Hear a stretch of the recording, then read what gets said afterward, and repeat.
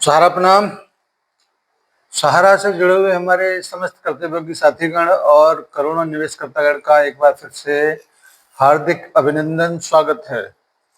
साथियों, सबसे पहले तो मैं आपको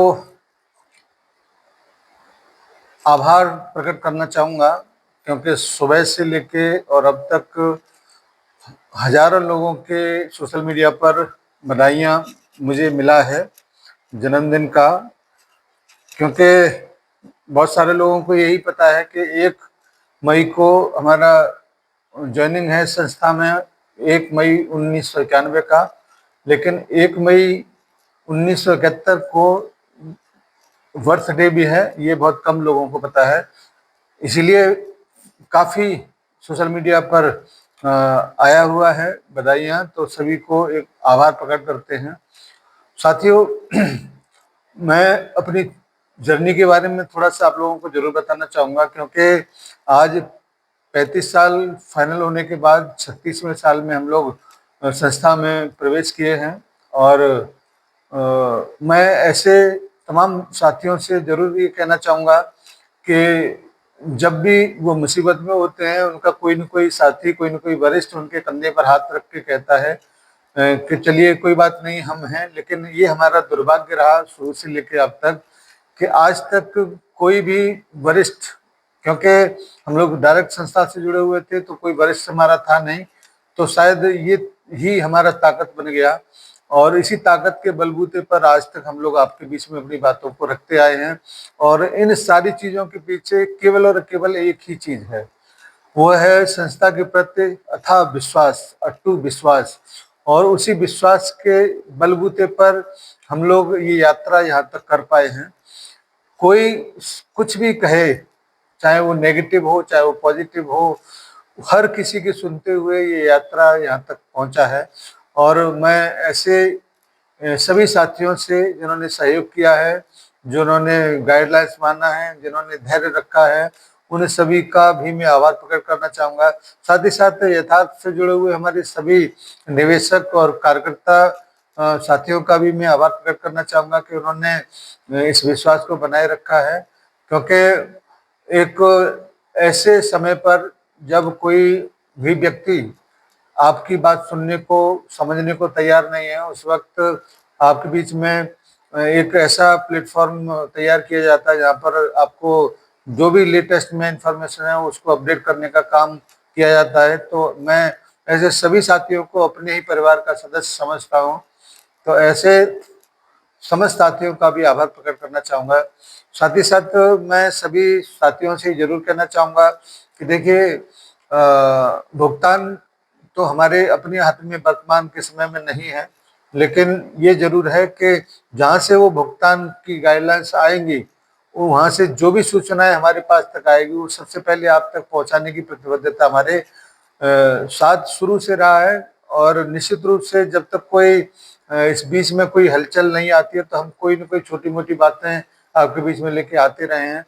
सीधा सीधा सा मेरा एक उद्देश्य यही है कि जब तक मंजिल तक नहीं पहुंच पाए, तब तक आप इन वीडियो को ये समझ लीजिए कि ये मील के वो पत्थर हैं जो आपको मंजिल तक पहुंचाएंगे, आपके हिम्मत को बनाए रखेंगे, आपकी जो भी पेशेंस है, धैर्य है, उसको बनाए रखने में मदद करेंगे। क्योंकि कुछ न करने से बेहतर है कुछ किया जाए, चुप रहने से बेहतर है कि संवाद किया जाए। यही संवाद करने का एक कार्यक्रम जो है हम लोग निरंतरता के साथ आप लोगों के बीच में करते चले आ रहे हैं। और इसी संवाद के कार्यक्रम को और नई ऊंचाइयों तक पहुंचाने के लिए एक कार्यक्रम और हमारा संडे वाले दिन प्रस्तावित है। जैसे ही हमारे वरिष्ठों के माध्यम से आज शाम को या कल तक हरी झंडी अगर मिल जाती है, तो उसका कार्यक्रम आपके बीच में रखेंगे और उससे आपको जोड़ने का भी प्रयास करेंगे कि आप लोग उससे जुड़ें।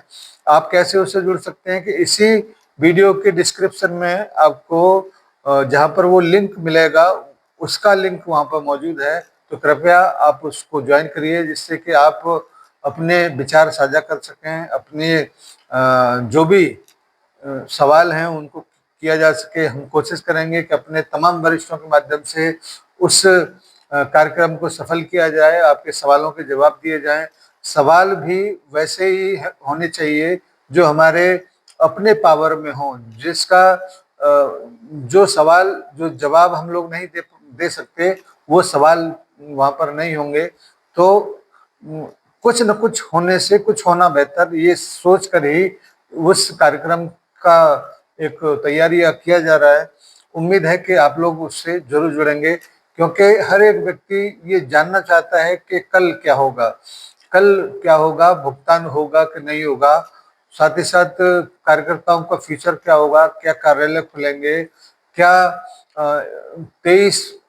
31 मार्च 2023 के बाद भुगतान कैसे होंगे, कब से शुरू होंगे, तमाम इस प्रकार के भुगतान हैं। ये डिफिशियंसी कैसे दूर होंगी, इसमें जो 50,000 मिला है उसके बाद में जो लोगों को और बाकी है वो कैसे मिलेगा, उस अमाउंट पर ब्याज मिलेगा कि नहीं मिलेगा, इस तरीके का तमाम सवाल हैं जो आपके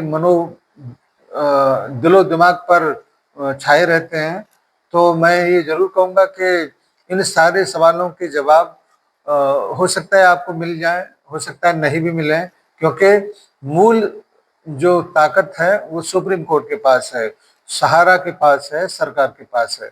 और जैसे ये तीनों मिलके कोई समाधान निकाल कर मेज पर रखेंगे या पटल पर रखेंगे, तभी आपकी उन समस्त समस्याओं का समाधान निकलेगा।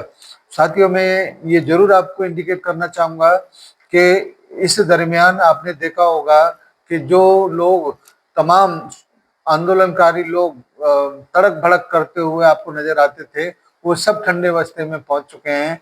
कहीं से कोई भी उछलने कूदने वाला काम नहीं कर रहे हैं, क्योंकि उनको भी अच्छी तरह से पता चल चुका है कि हमारे उछलने कूदने से इस व्यवस्था के ऊपर कोई फर्क पड़ेगा नहीं, सुप्रीम कोर्ट के ऊपर कोई फर्क पड़ेगा नहीं, सरकार के ऊपर कोई फर्क पड़ेगा नहीं। तो क्या करना चाहिए कि सुप्रीम कोर्ट के आदेश का इंतजार करना चाहिए, क्योंकि सुप्रीम कोर्ट इस मामले को लेकर आपको मैंने पहले भी बताया है कि इस मामले को लेकर सेबी के उस आदेश का या सेबी के उस फैसले का इंतजार कर रहा है। इसमें उसने बोला था सेबी को कि इस डील पर आपको कोई ऑब्जेक्शन तो नहीं है। साथ ही साथ सुप्रीम कोर्ट ने केंद्र सरकार को भी इसमें पक्षकार बनाया हुआ है, उससे भी ये बोला गया है कि जो भी आपत्तियां इसमें है उसका आप लोग हमको जवाब दीजिए। तो ये सारे लोग जब अपना जवाब सबमिट सुप्रीम कोर्ट में कर देंगे, तभी कोई फैसला सुप्रीम कोर्ट की तरफ से आने का उम्मीद होगा।